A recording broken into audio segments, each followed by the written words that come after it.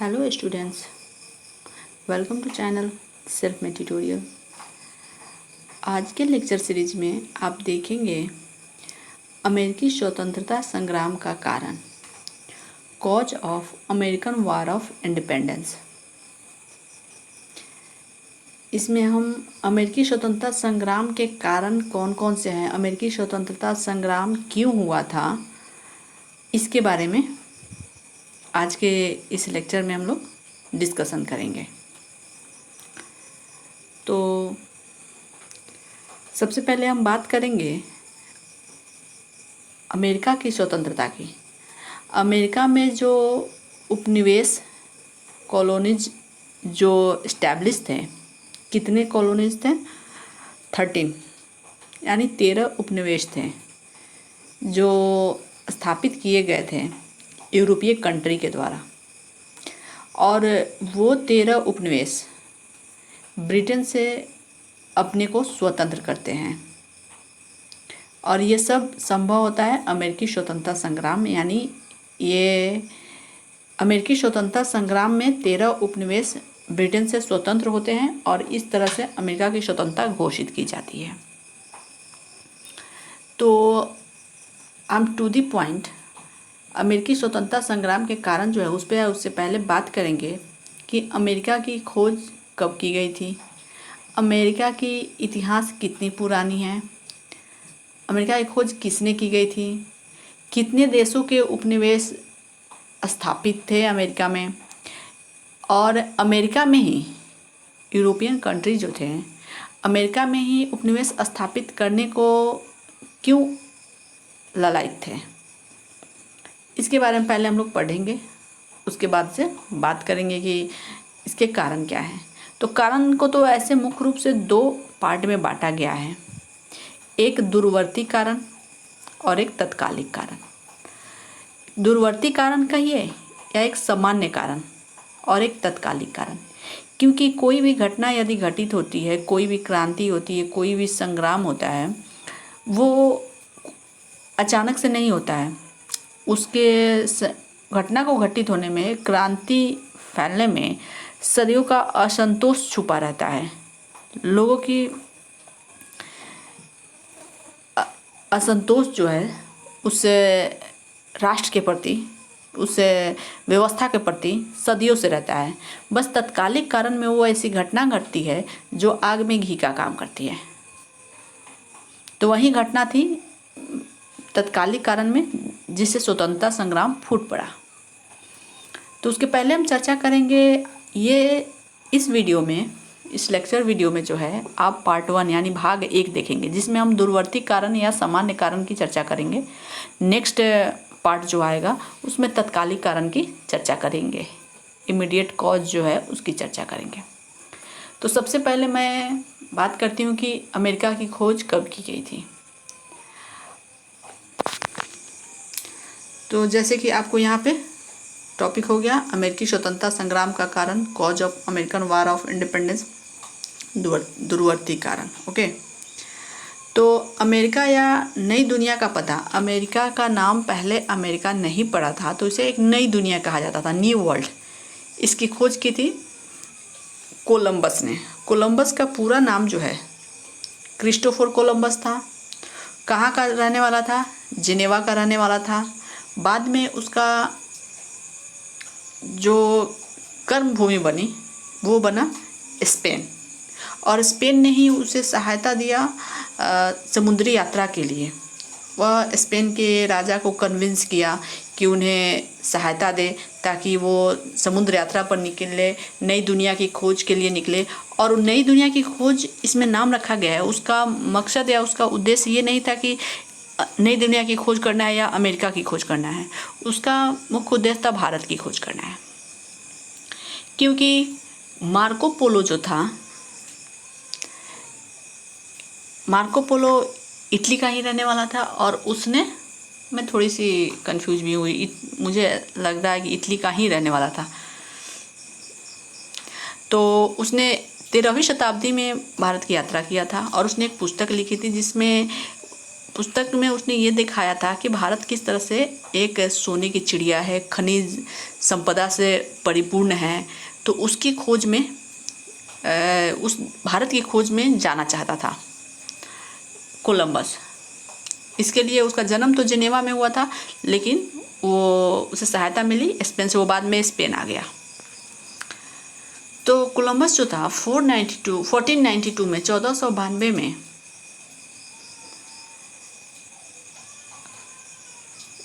यात्रा पर निकला। वह अटलांटिक के मार्गों से, अटलांटिक महासागर जो है उस रास्ते से होते हुए भारत तथा पूर्व के अन्य देशों तक पहुंचने के प्रयास में बहुत दिनों से लगा था, क्योंकि वह पूर्व के देशों में पहुंचने के लिए प्रयास में लगा था और वो चाहता था कि वो भारत की खोज करे।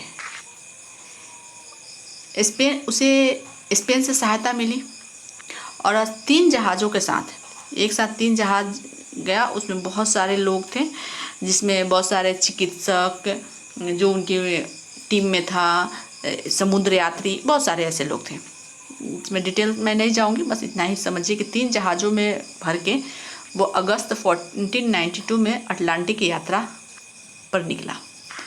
2.5 महीने बाद वह बहामा द्वीप पहुंचा। वहाँ उसने स्पेन का झंडा खड़ा किया। बहामा द्वीप जो था स्पेन का झंडा खड़ा किया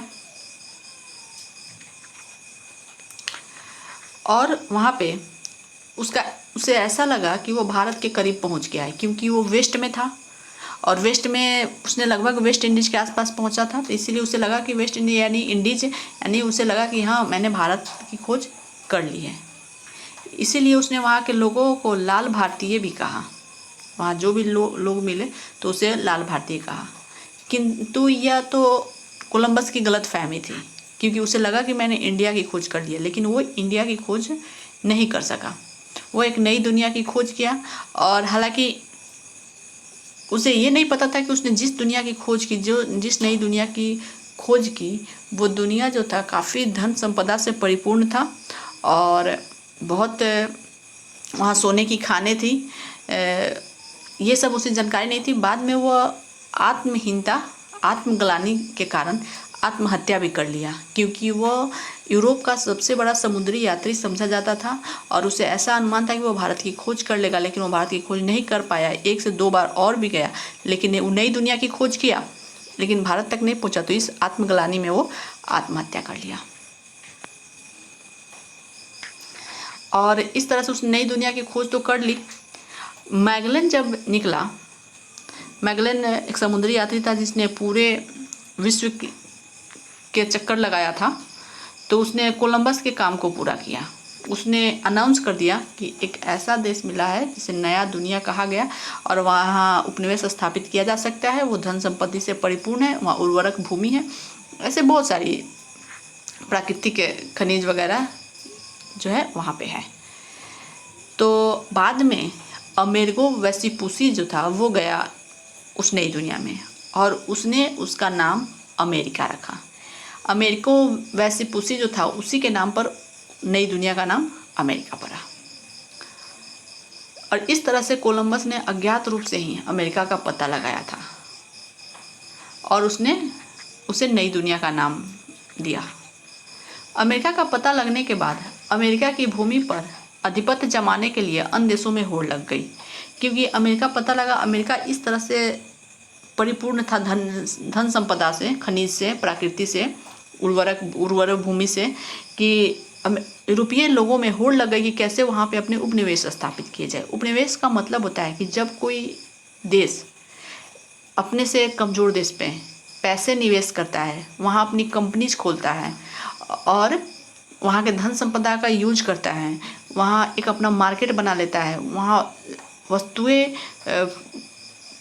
प्रोड्यूस करता है, प्रोडक्ट तैयार करता है और अपने बाज़ार में जाके बेचता है और कच्चे माल भी यहाँ से ले जाता है और अपने यहाँ से प्रोड्यूस प्रोडक्ट जो है वो आके यहाँ के बाज़ारों में बेचता है। तो इस तरह की जगह चाहिए थी यूरोपियन कंट्री को, क्योंकि विशेषकर उसमें इंग्लैंड जो था आगे था सबसे। इसके अलावा फ्रांस, स्पेन, ये पुर्तगाल, ये लोग भी थे, क्योंकि उस समय इंग्लैंड में जो था औद्योगिक क्रांति आ चुकी थी, धीरे धीरे औद्योगिक क्रांति जो है पूरे यूरोप में फैल चुका था। तो इसीलिए व्यापार उद्योग धंधा तो बृहद पैमाने पे आगे बढ़ रहा था, तो उन्हें नए नए उपनिवेशों की आवश्यकता थी। तो जैसे ही नई दुनिया यानी अमेरिका की जानकारी लगी, बहुत सारे अमेरिकी यूरोपियन कंट्री जो थे वहाँ अपने आधिपत्य जमाने के लिए उनमें एक होड़ लग गई। अमेरिका का उपनिवेश महारानी एलिजाबेथ के समय में, एलिजाबेथ का कार्यकाल जो है, पीरियड जो है, वो है 1558 से 1603 में ही आरंभ हुआ। इस तरह अन्य देशों के लोग भी बड़ी संख्या में अमेरिका पहुंचने लगे। सबसे पहले महारानी एलिजाबेथ ने वहाँ उपनिवेश अपने स्थापित किए। इसके अलावा और सारे देश भी वहाँ जाने लगे, जिसमें था फ्रांस, स्पेन, पुर्तगाल और बहुत सारे देश थे, यूरोपियन कंट्री, वहाँ उपनिवेश स्थापित किए गए। अब थोड़ी सी हम चर्चा करेंगे कि उपनिवेश स्थापित करने के कारण क्या थे, क्यों वहीं पे उपनिवेश स्थापित किए गए, लोगों को क्यों वह आकर्षित कर रहा था वह जगह। तो अमेरिका को सोने की चिड़िया समझा जाना। सबसे पहले वहाँ के लोगों ने देखा कि यह एक सोने की चिड़िया है, प्राकृतिक धन संपदा से, खनिज संपदा संसाधन से परिपूर्ण है, यहाँ की भूमि उपजाऊ है, यहाँ प्राकृतिक की जो देन है उस काफ़ी महत्वपूर्ण है। ये कहे कि अमेरिका जो था काफ़ी प्राकृतिक रूप से संपन्न था, तो इसीलिए भी लोग आकर्षित हो रहे थे। दूसरा, धर्म सुधार आंदोलन। जिस तरह से इंग्लैंड यूरोपियन कंट्री में धर्म सुधार आंदोलन हुआ था, रिलीजियस रिफॉर्मेशन, उससे धर्म में परिवर्तन हुआ। और जिस तरह से लोगों को जिस देश के लोगों को ये लगा कि उन्हें धार्मिक रूप से तंग किया जा रहा है, उनका शोषण किया जा रहा है, वो लोग उस शोषण से बचने के लिए इस नई दुनिया में चले हैं। क्योंकि यहाँ कोई विशेष प्रकार का धर्म नहीं था, जाति नहीं थी, कोई सभ्यता संस्कृति कुछ नहीं था। क्योंकि यहाँ पे जो थे सब लोग नहीं, कुछ आदिवासी जनजाति निवास करते थे, जिनमें आदिवासी जनजाति मुख्य है माया जाति, इंका जाति, एज़टेक जाति, ये सारे कुछ जनजाति थे जो निवास करते थे। ये तो पढ़े लिखे थे नहीं, सभ्य थे नहीं, तो इससे यहाँ आने में, यूरोपियन कंट्री को यहाँ आने में, यहाँ रहने में, यहाँ निवास करने में कोई परेशानी नहीं थी। तीसरा है यूरोप की बढ़ती जनसंख्या। यूरोप की जनसंख्या भी बढ़ रही थी, इसलिए भी वो लोग इधर पलायन कर रहे थे। प्रवासी बसे हुए थे अमेरिका में, उपनिवेश में बहुत सारे प्रवासी ने उपनिवेशों की स्थापना की। तो यही कारण था कि यहाँ पे लोगों का हुजूम इधर पलायन कर रहा था।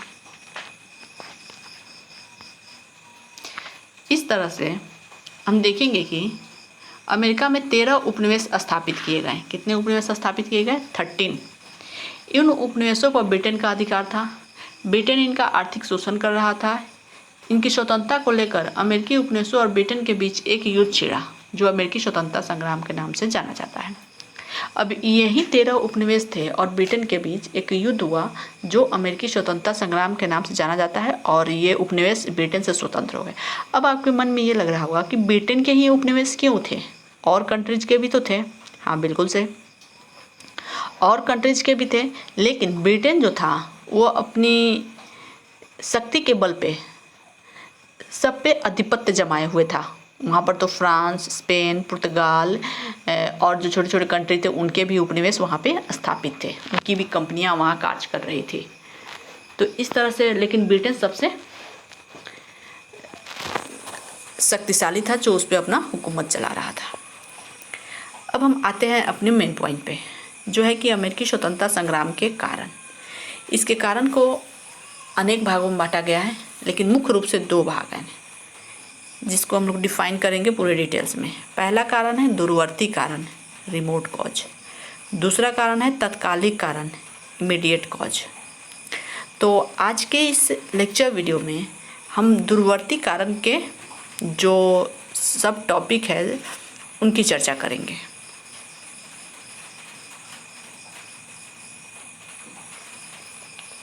दूरवर्ती कारण में सबसे पहले आता है वाणिज्य नीति। वाणिज्य नीति यानी कि कुछ ऐसे ये उपनिवेश जो थे ब्रिटेन 13 उपनिवेश जो अमेरिका के, उनके साथ ब्रिटेन ने कुछ ऐसी नीति अपनाई जो अमेरिकी स्वतंत्रता संग्राम का मुख्य कारण बना। उत्तरी अमेरिका में इंग्लैंड के 13 उपनिवेश थे। यह उपनिवेश सेंट लॉरेंस से जॉर्जिया के तट तक फैले हुए थे। तो उत्तरी अमेरिका में 13 उपनिवेश थे जो सेंट लॉरेंस से जॉर्जिया के तट तक फैले हुए थे। आप लोग एटलस जरूर देखिएगा कि ताकि आप मैप पर देख सकें कि जॉर्जिया और सेंट लॉरेंस कहाँ स्थित है। इन उपनिवेशों की स्थापना भिन्न भिन्न अंग्रेज प्रवासियों द्वारा भिन्न भिन्न समय में हुई थी, परंतु आरंभ से ही इंग्लैंड इन्हें अपनी संपत्ति समझता था। इंग्लैंड ने इसके प्रति ऐसे वाणिज्य नीति चलाए जिससे उसे लाभ हुआ। अमेरिकी उपनिवेश के प्रति इंग्लैंड की वाणिज्य नीति निम्न कानूनों पर आधारित थी। अब उसके वाणिज्य नीति की चर्चा एक एक करके नीचे करेंगे। उन्होंने जो कमर्शियल पॉलिसी अपनाई इन उपनिवेशों के साथ, इससे क्या हुआ कि अमेरिकी उपनिवेश का आर्थिक शोषण हुआ, राजनीतिक शोषण हुआ, जिसकी चर्चा हम आगे करेंगे। सबसे पहला है नौवहन कानून यानी नेविगेशन एक्ट। सबसे पहले इन उपनिवेशों पर ब्रिटेन ने नौवहन कानून यानी नेविगेशन एक्ट लागू किया। अब ये देखेंगे कि नेविगेशन एक्ट था क्या। ब्रिटिश व्यापार में वृद्धि और महसूल कमाने के लिए ब्रिटेन की पार्लियामेंट ने 1651 में नौवहन कानून पास किया, नेविगेशन एक्ट लागू किया। कब? 1651 में। इस कानून के अनुसार ग्रेट ब्रिटेन तथा उसके उपनिवेशों के बीच अथवा उपनिवेशों और यूरोप के अन्य देशों के बीच ब्रिटिश निर्मित जहाज़ों में माल ले जाना आवश्यक कर दिया गया। यानी कि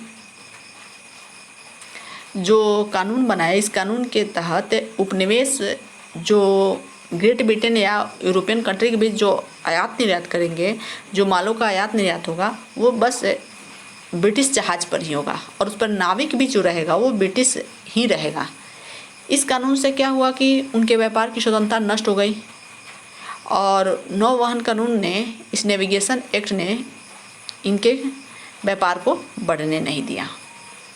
तो ये था नेविगेशन एक्ट, जिसके अनुसार ये कह दिया गया कि आप यदि कोई भी माल, तैयार माल या कच्चा माल मंगाते हैं या भेजते हैं तो वो सब ब्रिटिश जहाज से ही होगा और उस पर ब्रिटिश नाविक ही रहेगा। दूसरा कानून जो वो लागू करते हैं, दूसरी एक्ट जो वो लागू करते हैं, व्यापार संबंधी कानून। व्यापार संबंधी कानून में क्या था? ब्रिटिश संसद ने व्यापार संबंधी कानून बनाकर यह निश्चित कर दिया कि उपनिवेशों को कौन कौन सी वस्तुओं का व्यापार कैसे करना था। यानी कि अब उसमें तो सब देशों के, यूरोपियन कंट्री के उपनिवेश स्थापित थे, लेकिन इसमें ब्रिटेन जो था अपना आधिपत्य, अपना हुकूमत चला रहा था। तो उसने एक कानून बनाया, व्यापार संबंधी कानून, और उसने कह दिया कि वो ये बात निश्चित कर दिया कि कौन कौन से वस्तुओं का व्यापार कैसे करना है। कुछ ऐसी वस्तुएं जैसे चावल, तंबाकू, लोहा, लकड़ी, रुआ, फर होता है, फर आदि केवल ब्रिटेन ही भेजे जा सकते हैं। यानी कि ये सारी वस्तुएं ब्रिटेन जाएगी, किसी और देश में नहीं जाएगी। परिणाम क्या हुआ कि अमेरिकी व्यापारियों को विवश होकर अपनी अच्छी वस्तुएं भी ब्रिटेन के सौदागरों के हाथ में ही वहाँ के प्रचलित मूल्य पर ही बेचनी पड़ती थी। यानी कि वो निश्चित कर दिया कि इतना ही दाम में आप ब्रिटेन के व्यापारी से ही बेचो। अगर कहीं आपको ज़्यादा भी दाम मिल रहा है फिर भी आप दूसरे देशों के साथ नहीं बेच सकते हैं, ये निश्चित कर दिया। और उन्हें यह स्वतंत्रता नहीं थी कि हॉलैंड, फ्रांस या अन्य देशों के बाज़ार में जहाँ उन्हें अधिक दाम मिल सकता था अपनी चीज़ें बेच सके। विशेषकर दक्षिणी उपनिवेशवासी जो तंबाकू उपजाते थे, व्यापार संबंधी कानून से विशेष तबाह थे। व्यापार संबंधी कुछ ऐसे भी कानून थे जिनके अनुसार अमेरिका का माल सीधे यूरोप न जा सकता था और न यूरोप का माल अमेरिका आ सकता था। इन्हें ग्रेट ब्रिटेन के सौदागरों के हाथ से गुजरना पड़ता था। यहाँ तक कि अमेरिका में भी गैर ब्रिटिश उपनिवेशों के साथ व्यापार करने पर प्रतिबंध था। यानी कि देखिए, उपनिवेश के मामले में ब्रिटेन ने किस तरह से इन्हें एक शिकंजे में कस लिया था कि आप व्यापार भी करिए तो इन वस्तुओं को मेरे यहाँ के सौदागरों को ही बेचिए, इतने दाम पर ही बेचिए। तो भाई इनको क्या मुनाफा होगा? उपनिवेशों को इनकी स्वतंत्रता तो नष्ट हो गई। दूसरी बात कि आप सीधे माल जो है, अमेरिकी उपनिवेश जो है सीधे माल ब्रिटेन नहीं बेच सकते थे, बीच में उनका सौदागर आएगा। तो समझिए सौदागर है तो कुछ तो वो मूल्य वो अपना कटौती करेगा ही। आप सौदागर के हाथों से बेचिए यहाँ तक कि अमेरिकी उपनिवेश के अंदर जो गैर ब्रिटिश उपनिवेश थे उनके साथ भी आप व्यापार नहीं कर सकते हैं। यानी कि आप करेंगे तो करेंगे किसके साथ? ब्रिटेन के साथ। तो इस तरह से ब्रिटेन तो उन्हें एक तरह से चंगुल में पूरा शिकंजे में कस लिया था इस व्यापार संबंधी कानून के द्वारा, जिसके कारण से अमेरिकी स्वतंत्रता संग्राम तो असंभावित था ही। आयात निर्यात संबंधी कानून। अमेरिका के उद्योग धंधों को नष्ट करने के लिए ब्रिटिश संसद ने आयात निर्यात संबंधी कानून भी पास किए। सरकार ने 1669 के कानून द्वारा 1669 ईस्वी के कानून द्वारा यह निश्चित कर दिया कि अमेरिका में बने उन्नी माल का निर्यात दूसरे देशों में नहीं होगा। अब देखिए, अभी ऐसा भी कर रहा है कि आप जो उन्नी माल भी है आप उसका निर्यात दूसरे देशों में, यानी उसको दूसरे देश में आप नहीं भेजेंगे। और 1750 ईस्वी के कानून के अनुसार उपनिवेशवासी लोहे का छोटा मोटा माल भी तैयार नहीं कर सकते थे। यानी उन्नी वस्त्र जो तैयार होता है वो दूसरे देश में नहीं जा सकता। यहाँ तक कि उसके जो छोटा मोटा लोहे का वस्त्र है उसे भी वो नहीं भेज सकता था। तो इस तरह से हम देखते हैं कि 1750 के कानून के अनुसार उपनिवेशवासी अब लोहे का छोटा मोटा माल भी तैयार नहीं कर सकते थे। इस तरह इन कानूनों ने अमेरिका के ऊन और लोहे के व्यापार को ठप कर दिया। ओके, तो आप समझ गए कि किस तरह से आयात निर्यात संबंधी कानून के कारण अमेरिकी उपनिवेश तबाह था और जो अमेरिकी स्वतंत्रता संग्राम का कारण बना। अब आता है राजनीतिक कारण। अमेरिकी उपनिवेश की स्थापना मुख्यतः निजी तौर पर और ऐसे लोगों द्वारा स्थापित किए गए थे जो इंग्लैंड के शासन से असंतुष्ट होकर भाग आए थे। यानी कि अमेरिका में जब नई दुनिया की जानकारी लगी, नई दुनिया की खोज की गई, तो वहाँ से जब लोगों का पलायन शुरू हुआ बाहरी देशों से, तो यहाँ पे आके रहने लगे, क्योंकि ये एक स्वतंत्र देश था। यहाँ ना कोई सभ्यता, संस्कृति, न जाति, न किसी तरह का कानून वगैरह कुछ नहीं था। तो लोग को ऐसा लगा कि जैसे यहाँ पे आके वो अपने निजी व्यापार होता है ना कि एकांत में जाकर कहीं अपना निश्चित रूप से अपना निजी व्यापार व्यवसाय स्टार्ट करें, वहाँ पे रहें, उन्हें सुकून मिले, कोई उन पे अंकुश लगाने वाला ना हो। तो इस तरह से जितने भी उपनिवेश स्थापित किए गए थे, कंपनीज खोली गई थी, वो सब निजी तौर पे प्राइवेट इंटरप्राइजेस थे और ऐसे लोगों द्वारा स्थापित किए गए थे जो इंग्लैंड के शासन से असंतुष्ट आकर। जैसे धर्म सुधार आंदोलन हुआ था तो उस समय इंग्लैंड, फ्रांस, स्पेन से ऐसे लोग भी जो धार्मिक व्यवस्था से असंतुष्ट थे, वैसे लोग भी यहाँ पे भागकर आ गए थे। परंतु सभी उपनिवेशों पर इंग्लैंड की प्रभुता थी। अब इंग्लैंड क्या था? इस पर अपनी प्रभुता कायम किए हुए था। उपनिवेशों को बहुत दूर दूर तक स्वायत्त शासन प्राप्त था। अब उपनिवेशों को अपने अंदर तो स्वायत्तता प्राप्त थी, स्वतंत्रता थी कि लो भाई आप जो कानून चाहे लगा सकते हो, किंतु उनका यह स्वायत्त शासन स्वतंत्र नहीं था। यानी कि जो भी वो लोग मीटिंग करते, जो भी वो अपनी एक विधानसभा था उनका, लेकिन उसमें क्या था? स्वतंत्र थे, लेकिन उसमें एक व्यक्ति ब्रिटेन का रहता था और जो वहाँ के इंग्लैंड के राजा द्वारा मनोनीत किए जाते थे। उपनिवेशों के गवर्नर और उनके काउंसिल के सदस्य इंग्लैंड के राजा द्वारा मनोनीत किए जाते थे। वे स्थानीय व्यवस्थापिका सभा के सामने नहीं, वरन इंग्लैंड के राजा के प्रति उत्तरदायी थे। यानी कि जो व्यक्ति मनोनीत होता था वह ऐसा नहीं है कि वो इनकी बात मानता, किनकी? उपनिवेशवासी की, या उपनिवेश के जो भी हेड होते थे, वो राजा के प्रति उत्तरदायी था। और जो उसमें गवर्नर होता था उसे वीटो का अधिकार भी था, निषेधाधिकार भी था। यानी कि जब चाहे कोई भी, यदि वो लोग नियम लगाते हैं, कानून लगाते हैं, तो उसे ये अधिकार था कि वो उसे कैंसिल भी कर सकता है। इस तरह उपनिवेशवासियों की व्यवस्थापिका सभा और इंग्लैंड की कार्यकारिणी सभा में लगातार संघर्ष होता रहता था, जो अमेरिकी स्वतंत्रता संग्राम का कारण बना। और इस तरह से ये राजनीतिक कारण भी अमेरिकी स्वतंत्रता संग्राम का कारण बना। अब हम देखते हैं मध्यम वर्ग का उदय। मध्यम वर्ग का उदय भी अमेरिका के स्वतंत्रता संग्राम का मुख्य कारण था। अमेरिकी स्वतंत्रता संग्राम में मध्यम वर्ग के उदय ने विशेष योगदान दिया। अमेरिका में न तो राजा, न संगठित चर्च, न कुलीन वर्ग ही थे। बहुसंख्यक उपनिवेशवासी मध्य और निम्न वर्ग के लोग थे। यानी वहाँ पर तो पहले ही बता चुके थे कि वहाँ पे सब जनजाति रहते थे, उनकी कोई सभ्यता, कोई चर्च, कोई राजा नहीं था। तो वहाँ पे उपनिवेशवासी जो थे मध्यम और निम्न वर्ग के लोग थे। युद्ध में फंसे रहने के कारण इंग्लैंड के व्यापार संबंधी कानून की अवहेलना कर उपनिवेशवासियों ने अपने उद्योग धंधों और व्यापार को बहुत आगे बढ़ाया। यानी कि जब सप्तवर्षीय युद्ध में या अन्य युद्धों में जब फंसा रहा इंग्लैंड, तो यहाँ के तो उस समय तो वो उपनिवेशवासियों के लिए कानून नहीं बना सकता था।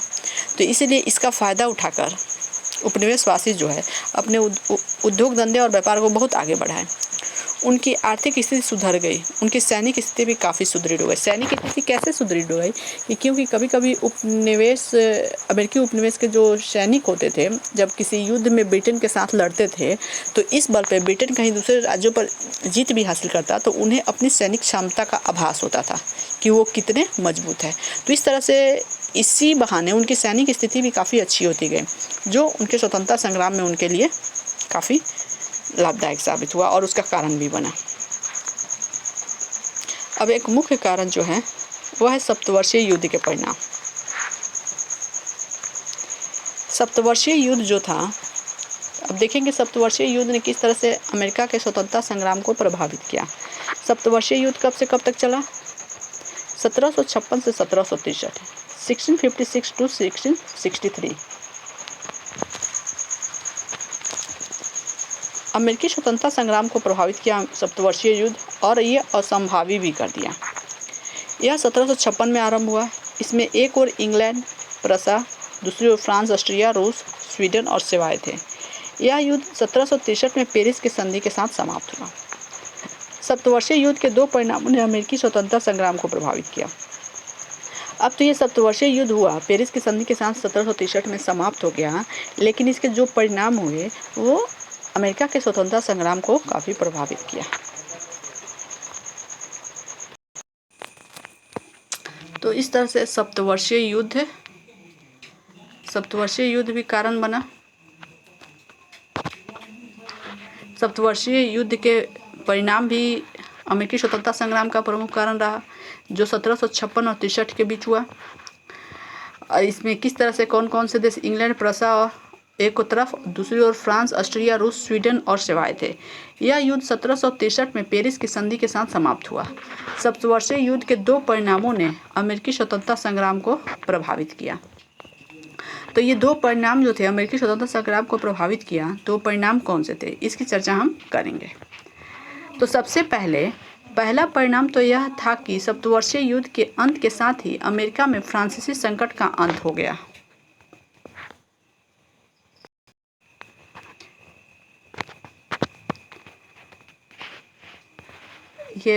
अमेरिका में फ्रांसीसी संकट का अंत हो गया। अब ये कैसे? क्योंकि सप्तवर्षीय युद्ध में फ्रांस की हार हो गई थी और अमेरिका में दो उपनिवेश, कनाडा और लुइसियाना में फ्रांसीसी उपनिवेश थे और यहाँ के जो उपनिवेश थे वो हमेशा उन्हें डर लगता था कि कहीं ना कहीं फ्रांसीसी उन पर आक्रमण करे तो वो ब्रिटेन की तरफ उनका झुकाव था, ब्रिटिश उन्हें की मदद करेंगे। लेकिन जब फ्रांस की हार हो गई सप्तवर्षीय युद्ध में, तो इंग्लैंड की सफलता ने परिस्थिति में परिवर्तन ला दिया। इसमें इंग्लैंड की जीत हुई थी। इस युद्ध में फ्रांस बुरी तरह पराजित हुआ। फ्रांस को अमेरिका से हट जाना पड़ा। फ्रांस तो अमेरिका से हट गया, उसकी अमेरिकी उपनिवेशों पर इंग्लैंड का अधिकार हो गया। अब फ्रांसीसी जो भी उपनिवेश थे उस पर इंग्लैंड ने अधिकार कर लिया। इस प्रकार उत्तर अमेरिका से फ्रांस का भय बिल्कुल समाप्त हो गया। वे इंग्लैंड के विरुद्ध युद्ध करने को तैयार हो गए। अब जो उपनिवेश जो बच गए थे वो तो उपनिवेश खुद में स्वतंत्र थे ही, वो तो खुद ब्रिटेन से स्वतंत्रता की तैयारी कर रहे थे। जब फ्रांस एक साइड हो गया, वो हार गया, तो उन्हें अब कोई डर नहीं था कि अगर फ्रांस के साथ युद्ध करते तो ब्रिटेन उनकी मदद करता, ब्रिटेन के साथ करते फ्रांस उनकी मदद करता। अब एकल ब्रिटेन रह गया, जिसके कारण से उन्हें ऐसा लगा कि अब वो एक साथ मिलकर ब्रिटेन के विरुद्ध युद्ध की तैयारी कर सकते हैं। सप्तवर्षीय युद्ध का एक दूसरा परिणाम जो था वो भी एक ऐसा परिणाम था जिसने अमेरिकी स्वतंत्रता संग्राम को प्रभावित किया। बात यह थी कि सप्तवर्षीय युद्ध के संचालन के लिए बहुत सी चीज़ों की मांग बढ़ गई।